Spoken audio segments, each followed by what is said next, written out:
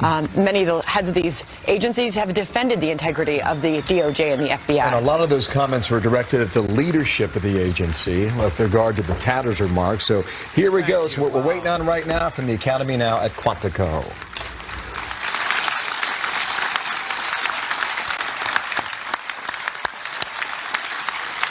Thank you very much, everybody. That's a lot of years since the last president.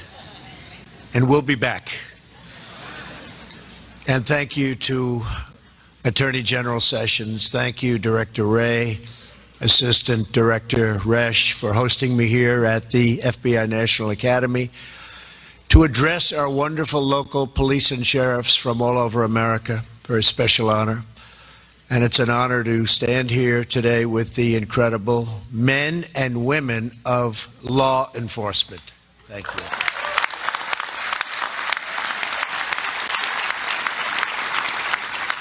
We're here to celebrate your graduation from the National Academy at Quantico. For over 80 years, this rigorous and world-renowned program has trained America's most dedicated local law enforcement officers from all across the country, so respected.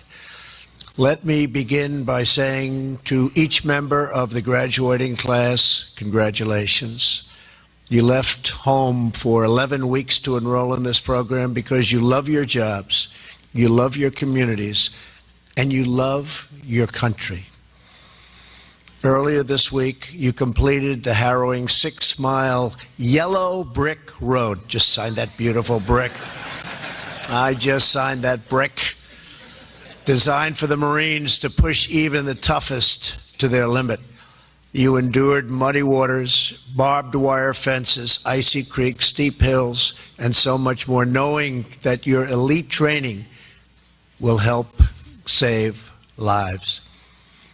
The training you received at Quantico will give you that extra edge you need to defuse a threat, to disarm a criminal, and to deliver a child safely to her mother's arms. I am here not only to congratulate you, but to honor you for your courage and for your devotion. And I want you to know that with me as your president, America's police will have a true friend and loyal champion in the White House, more loyal than anyone else can be. I tell you.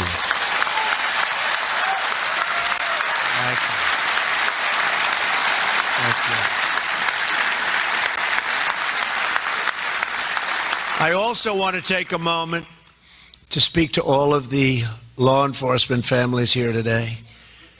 You make tremendous sacrifices.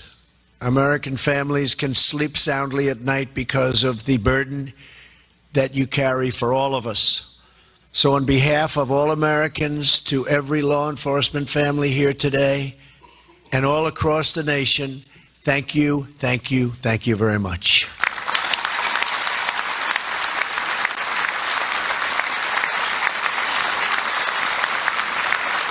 And you do that under the most difficult conditions. You very rarely get the recognition you deserve, I can tell you that. But your families know what you deserve. And ultimately, that's the most important thing, isn't it? It's not a news story when our officers save a life, rescue a family, or stop a crime. It's just another day on the job. Yet no matter the circumstances, you serve tirelessly, selflessly, and heroically. You do it because you really believe in doing your duty and doing it properly. Being a police officer is not just a career, it's a calling, and I've seen it. I have so many friends that are police officers, so many people in the FBI. These are great, great people. These are really heroes for all of us, so thank you very much.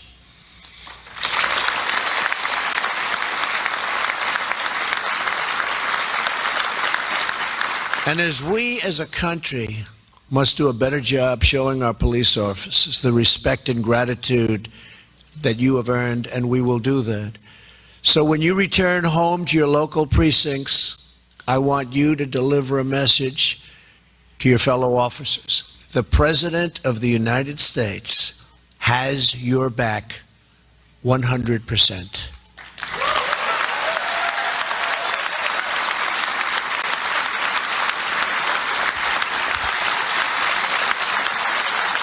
I will fight for you, and I will never, ever let you down, ever. Now, more than ever, we must support the men and women in blue. In the last 2 years, America has seen a tragic rise in violent crime. In 2015 and 2016, we witnessed the steepest 2-year consecutive increase in murders in nearly half a century. And you look at what's going on in Chicago, what the hell is going on in Chicago? What the hell is happening there?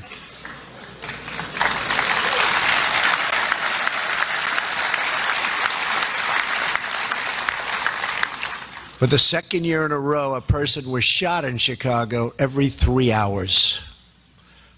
You don't think these people in this room can stop that? They'd stop that. They'd stop it. And just north of our nation's capital in Baltimore, on average, someone was murdered nearly every day of this year. Police departments are overstretched, they're underfunded, and they're totally underappreciated, except by me.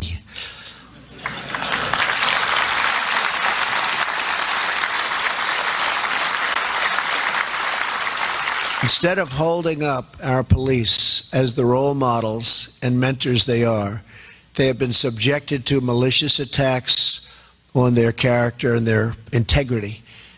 This anti-police sentiment is wrong, and it's dangerous, and we will not stand for it.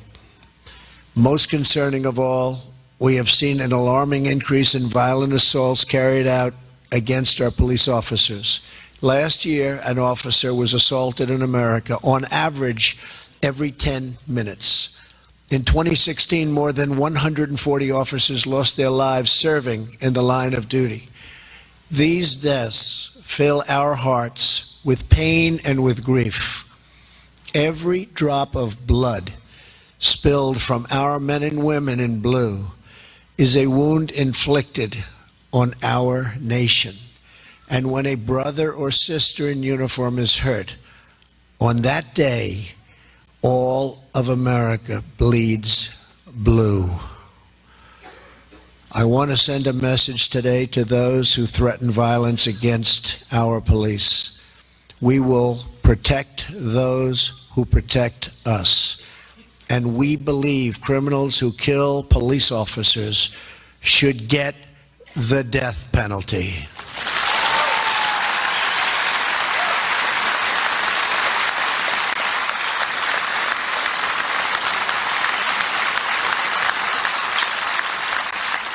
One of my first executive orders as president instructed the Department of Justice to take all necessary steps and legal action to protect law enforcement from acts of violence against them.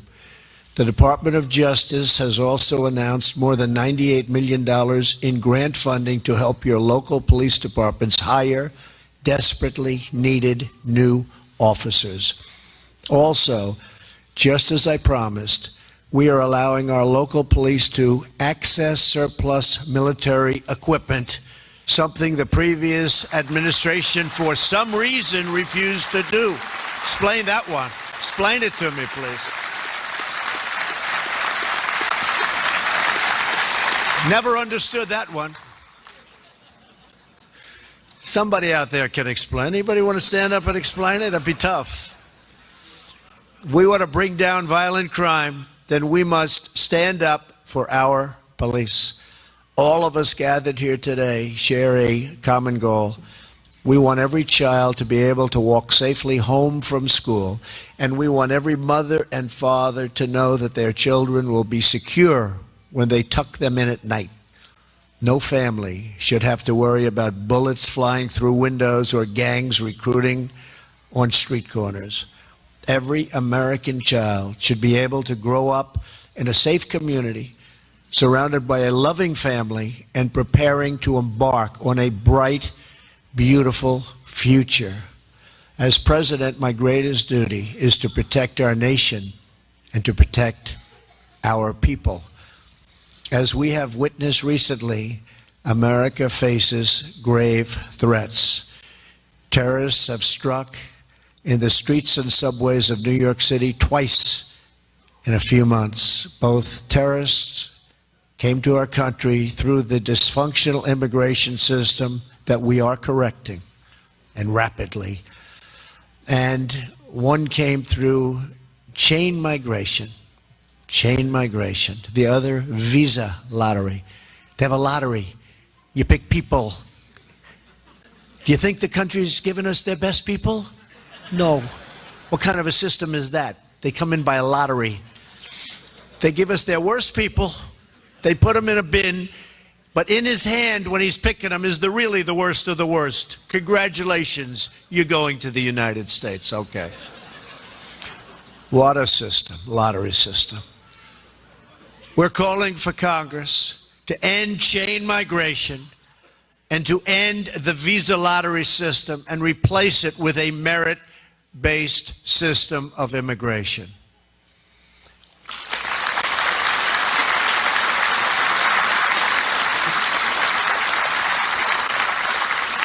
We want a system that puts the needs of American families, taxpayers, and security first. That is why I have also directed the federal government, law enforcement, to work closely with our state and local police to destroy criminal cartels like the savages of MS-13.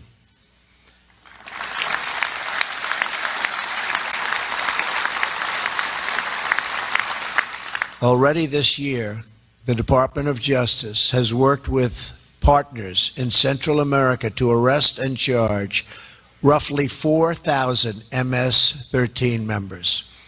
And the Department of Homeland Security has arrested nearly 800 MS-13 gang members and associates, an 83% increase from the previous year, and we're much higher this year than we were last year, and we'll get rid of them completely very soon, right? Right? They're working hard. Earlier this year, ICE officers conducted the largest crackdown on criminal gangs in the history of our country. In just 6 weeks, ICE, these are great people too, great people, and the Border Patrol agents, great people, and our law enforcement partners arrested nearly 1,400 suspects and seized more than 200 illegal firearms and nearly 600 rounds of narcotics and over 600 pounds. It's a lot of stuff. Recently, prosecutions of criminal firearm possessions were up 23%. To any member of MS-13 listening, I have a message for you.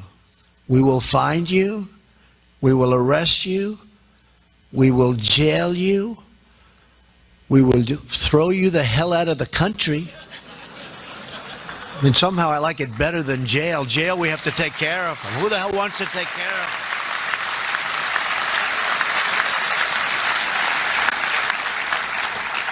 them? You know, the jail stuff is wonderful, but we have to pay for it, right? But these are killers. These are people that are sadists in many cases. We don't want them. We don't want them. They're getting out of here. Our cities should not be sanctuaries for criminals. They should be sanctuaries for Americans. It is our duty to serve the hardworking citizens of our country who raise our families, cherish our values, salute our flag, and make this land our home. These are the citizens you represent, and these are the citizens you courageously protect. By the way, you are great people. You are incredible people.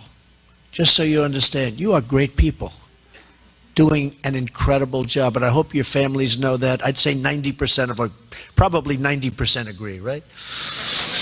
The other 10%, that's not working out so well. We heard from one such hero among us earlier today, your class spokesperson, DEA officer Greg Wiles. It is truly amazing to see Craig's father sitting in the very seat where Craig himself sat 40 years ago when he was just 15 years old. Where is his father, by the way? Where is his father? Where's your father? There he is.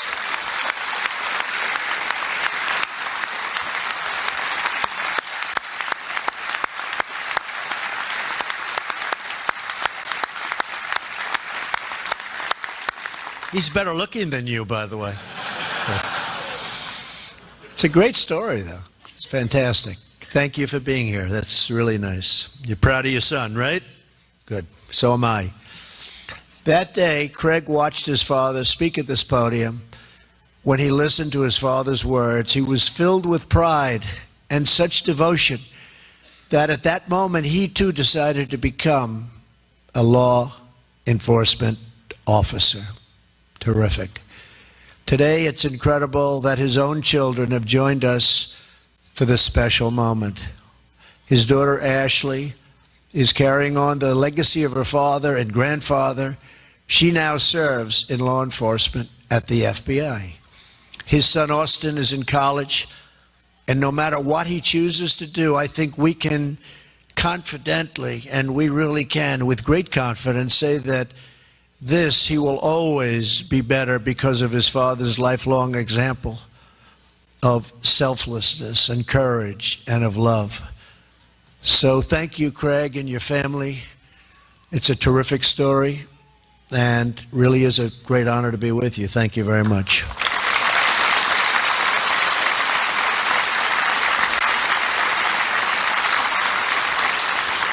But as I look out in the audience today, I see many young, bright faces.